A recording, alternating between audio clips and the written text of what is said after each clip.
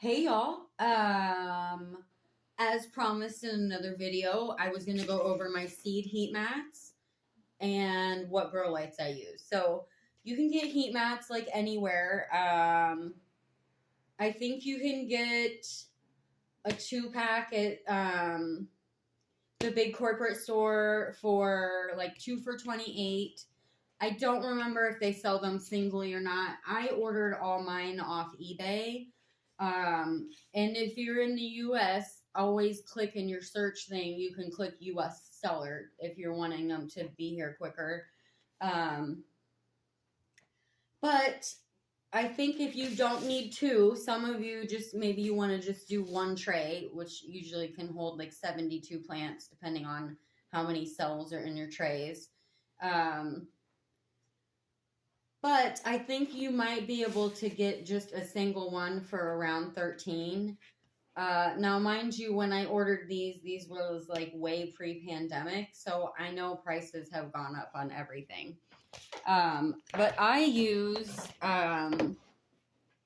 these little square LED grow lights.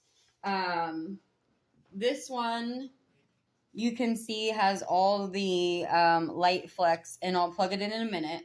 So this one is full spectrum. This one is 4 or 5 colors on it. Forgive me, I can't remember at the moment. I did have some that are the same exact shape, and they have circles, and they're kind of like concave or indented. And those ones are just red and blue. So you will want to look, and that's just fine. I had just upgraded to the full spectrum, and so I gave Mr. Catfish my old one. I'll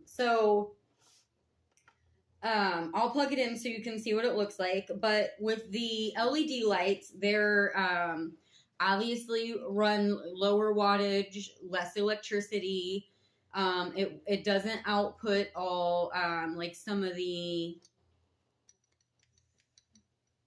Sorry, I'm not a light expert. Some of the more maybe industrial or old school grow lights, is it halogen? They can really put out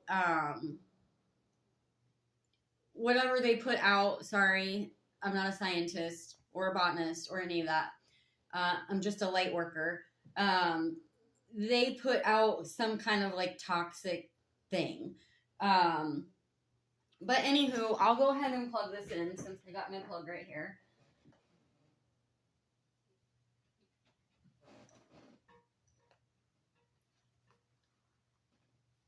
And we'll see, I did have this outdoors, so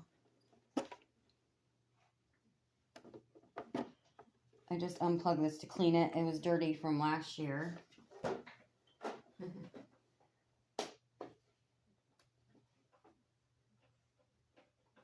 Okay. They're gonna make me look dumb on camera.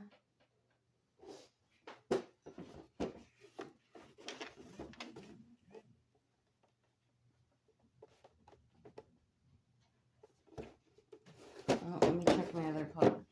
Again, I had this cord outdoors all so far for winter. It may be angry at me. Oh, it just was pushed out of the outlet. Oh, are you blind? Now you do want to get some green glasses. There you go. You can kind of see. I'm trying to make it so you can see there's a different pattern in it. This has blue, red, white, and yellow light. And there's kind of a star pattern to it. I wonder if I'm blinding you guys. And then I'll go over, when I do my setup shelf, the halogen lights, on the directions on those, be careful because there's a difference. And I've noticed on a lot of the plant pages, I won't want to leave that very long, fire hazard, even though it's LED. There's, debate on how far your plants need to be from the lights. These need to be further away from the light or you're going to burn your plants. I made that mistake because I was going off the experts off of the Facebook plant page. So you know, join a plant group, join a gardening group. If you're just learning, if you're an expert, I'm probably not teaching you too much. I'm just showing you my fun stuff. But those were, I want to say, $19 to $25. I know you can get them on Amazon. I probably ordered mine on eBay. I'm more of an eBay guy. But they were brand new.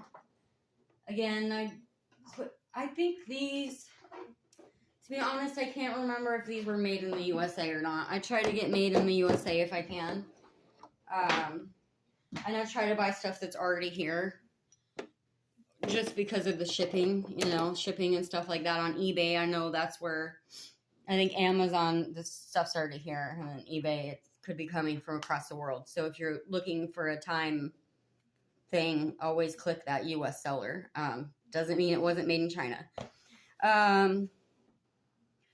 So that is what I use. And I have been cleaning off my plant shelf because I haven't done seeds in 8 months now.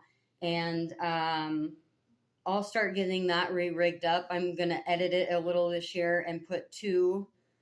I made the mistake, I feel like, where I had 2 of these lights on one shelf. And after reading more on the internet and doing a little research and burning my plants, this can actually has a lot more, it goes further. So when I doubled up, I think I was doing actually more harm than good. So, you know, with gardening, guys, and I know some people are like, oh, I have a brown thumb.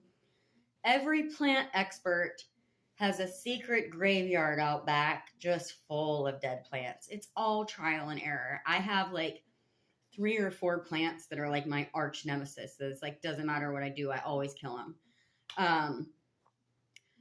So there's always going to be stuff that comes up, fungus, drop gets me a lot. I've lost full trays of seeds, like 200 seeds in a tray that just gone. And then you got to start them all over again. So don't get discouraged if you lose plants, just replant them. So it happens to everyone. Bugs happen to all of us. So I have a few little, you know, things that I try to do to mitigate that. But I'm not organic, but I try not to spray chemicals on my plants. The only time I spray in my garden is I have a couple plants, like my eggplant kept getting eaten by something, so I put a little bit of neem oil on it. But I never put anything on anything that's fruiting, that's got a flower or a fruit on it already. I'm not saying that makes it any more organic or safer. I just try to keep it as au naturel as possible. So do what works best for you. That's just how I do it. Okay, thanks.